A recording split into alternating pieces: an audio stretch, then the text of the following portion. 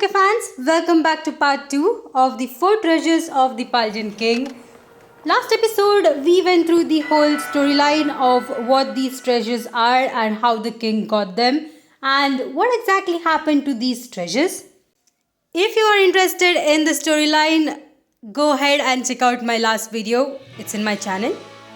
In this episode, I'll be going ahead and showing you guys the first shrine and all the locations of the 8 stakes that are needed to be removed in order to access the shrine and catch the legendary Pokemon.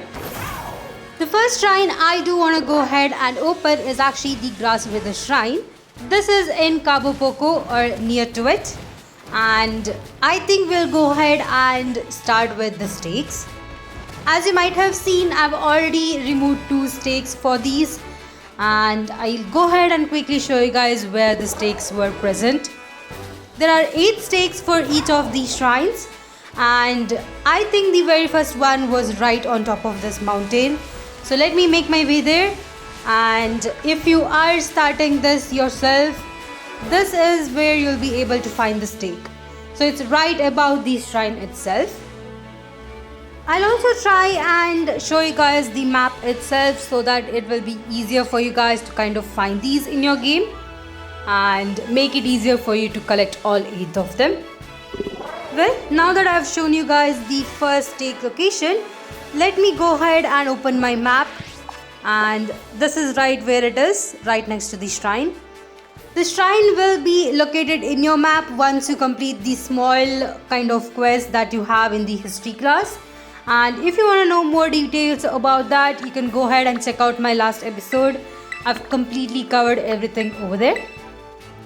For now, let me make my way to the lighthouse, and the next stake is kind of much closer to it.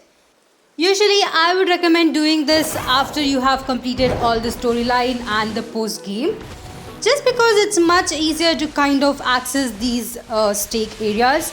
Some of them are at a pretty tricky place. So if you haven't really unlocked all the abilities with your Koraidon or Miraidon, I would definitely recommend doing that at least first. Right here, I'm just climbing up the hill that is opposite to the lighthouse, and you do have to make your way all the way up to the top. According to what I've seen, it's actually right above the Las Paltos city, so I think we'll be there. Yep, there it is. This is the second stake. As you can see, I haven't really pulled it out myself. So let me quickly go ahead and pull out the stake right here. It's a pretty easy location, by the way. If you look down right here, we are right in front of Las Paltos. So quite easy to kind of memorize this area. Also, by the way, when I say this is the second stake, there is no order for this. I'm just following this order because it's more easier for me to kind of show you guys the location by doing this. Anyway, that is the second one for this shrine. The next one is right across from here. All you have to do is glide.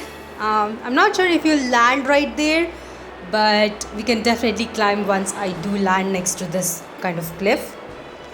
Sadly, for this one, I have already pulled it out, so you might not see it. But I'll go ahead and show you guys the exact location where you'll be able to find it. All you have to do is glide from there, climb up this hill, and right here is where it will be. So it's right here. Sadly, I had pulled it out way before when I was exploring in my playthrough, so you're not able to see it right here, but this is where it's gonna be. The next stake, which is the 4th one by the way, will be around the Masagosa. I think it's way at the end right here next to the bridge. So let me set it as the destination and make my way over there. You can also pause my video to set the destination on your map and make your way over there. I'll go ahead and cut out to when I come way close to that location. Alright, here I am right next to it. You'll be able to kind of go to here much easily if you go through the Pokemon Center right next to Masagosa. And if you haven't really pulled out that stake, you'll be able to actually see it from quite some distance, just like this. So let me quickly go ahead and pull this one out. This, in my order, is gonna be the 4th stake. Pretty cool. Now that I have pulled it out, let me go ahead and show where the next one is gonna be.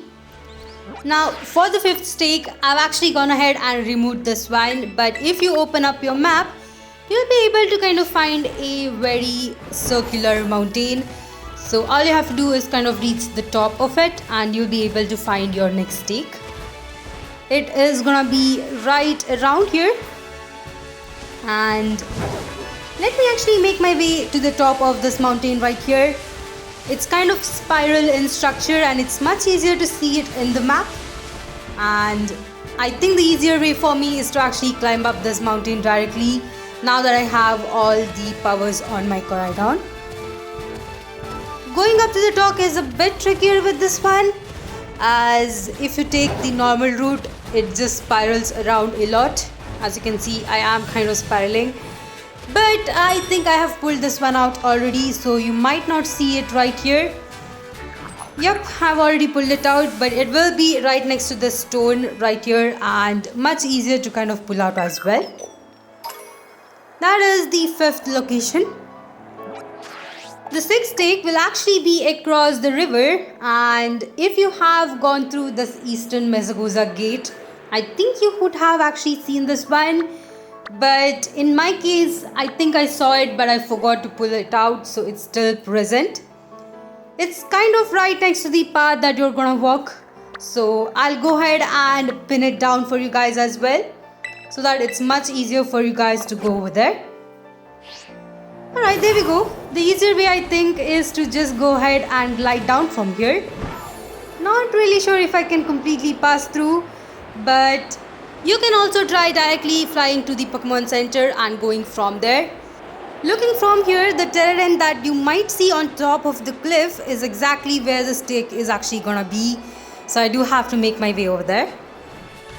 Alright, almost there. Just have to climb this up.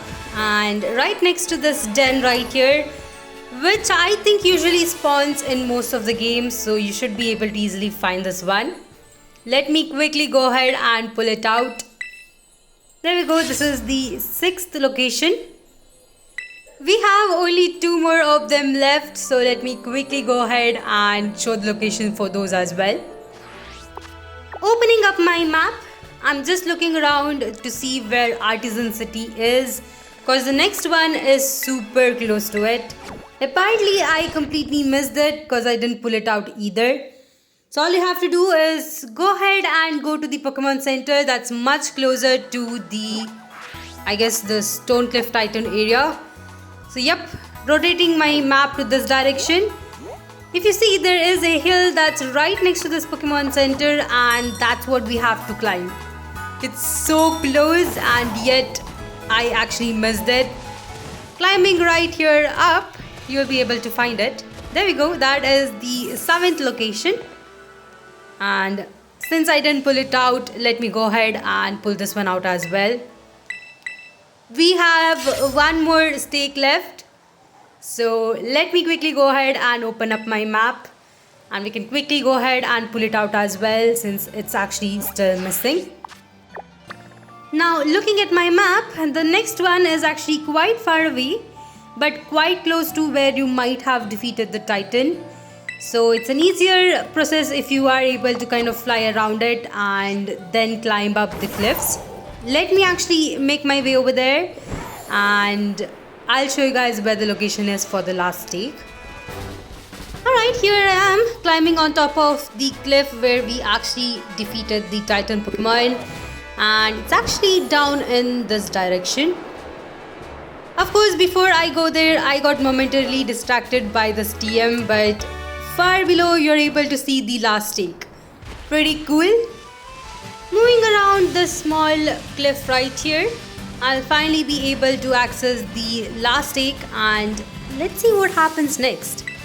Of course, for some reason I actually missed that trainer as well, by the way, and I did go ahead and defeat him as well. Alright, there we go. We have pulled out all the 8 stakes, and seems like there is a sound heard from the shrine.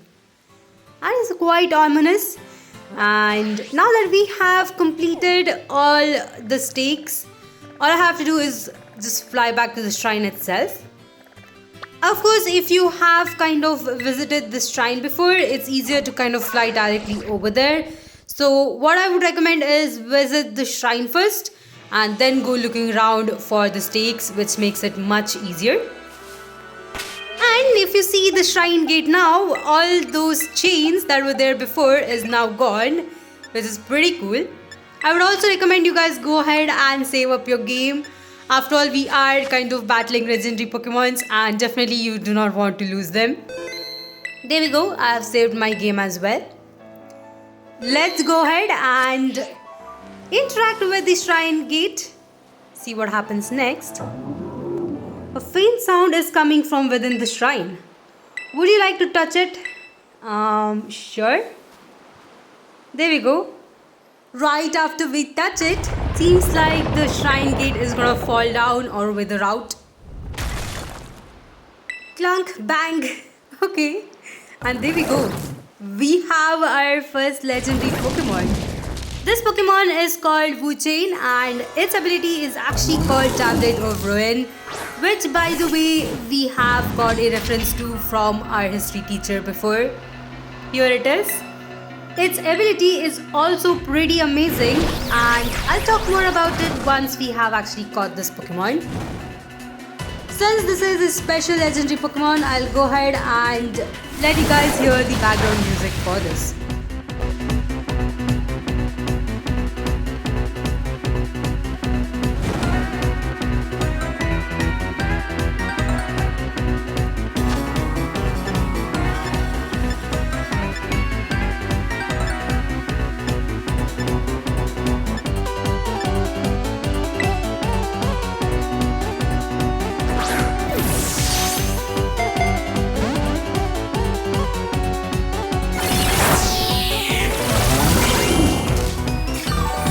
Right here I just wanted to add something. It is really recommended to go ahead and try to challenge this one with a fire type Pokemon, since this Pokemon right here is actually part grass type and it makes it much easier.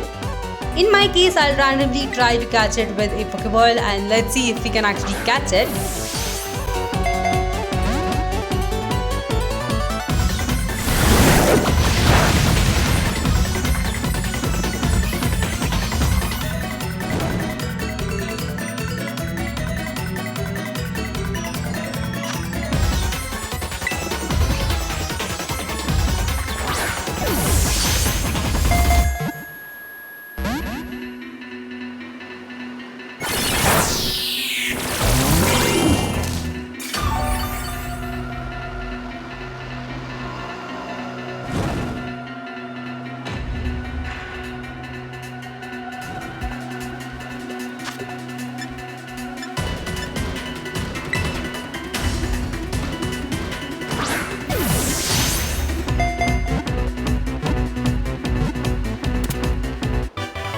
And there we go, we have caught this Pokemon. Amazing.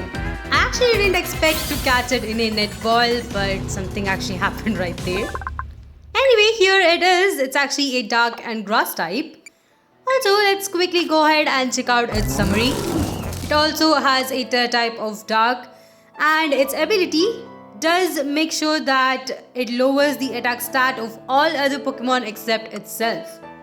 Very unique ability right there. As for his Pokédex entry, here it is. The grudge of a person punished for writing the king's evil deeds upon the wooden tablets has clad itself in dead leaves to become a Pokemon. So definitely it seems like these tablets were empty before until they were written down with the king's deeds. Quite mysterious. Anyway, that is the first of the 4 treasures and the Grasswither shrine itself. Anyway, that's all I have for today. I'll be going ahead and taking up the next shrine in the next episode. So let me know if you guys really enjoyed this video and if it actually helped you guys as well. Anyway, thank you all for watching. Please like and subscribe to my channel if you like my content. If you would like to support me more, check out the links in my description and I'll see you guys in the next one.